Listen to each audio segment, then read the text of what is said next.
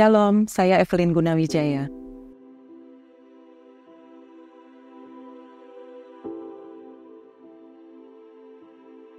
Seorang istri, ibu dari 2 anak, pelayan Tuhan, dan profesi sehari-hari sebagai seorang fashion designer.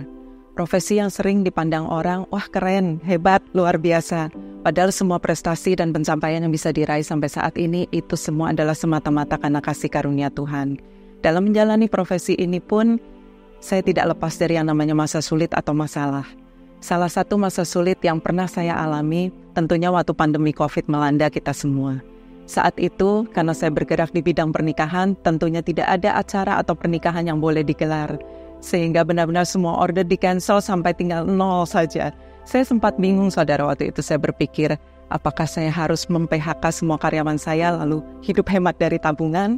Tapi saat saya berdoa, bertanya kepada Tuhan dan minta tolong kepada Tuhan, firman yang muncul di hati saya adalah bertolong-tolonganlah menanggung beban.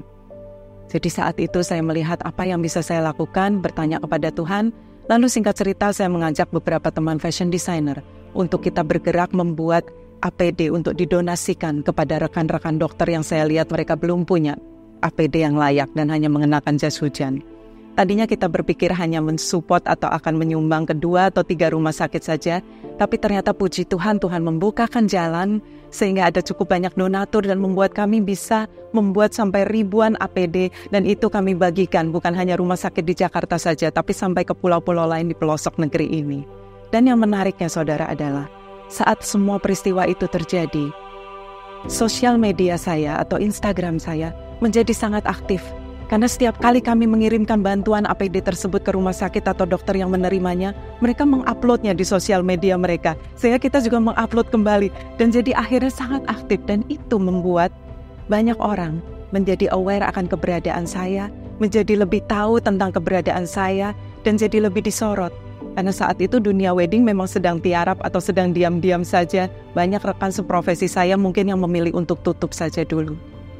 Dan bukan hanya orang biasa yang melihat itu, tapi juga termasuk saya dilirik oleh para public figure, artis, penyanyi, bahkan ada tokoh nasional dari keluarga yang sangat terkenal di Indonesia ini juga menghubungi dan menawarkan kerjasama apakah bisa bantu dibuatkan kalau memang butiknya ternyata tetap buka.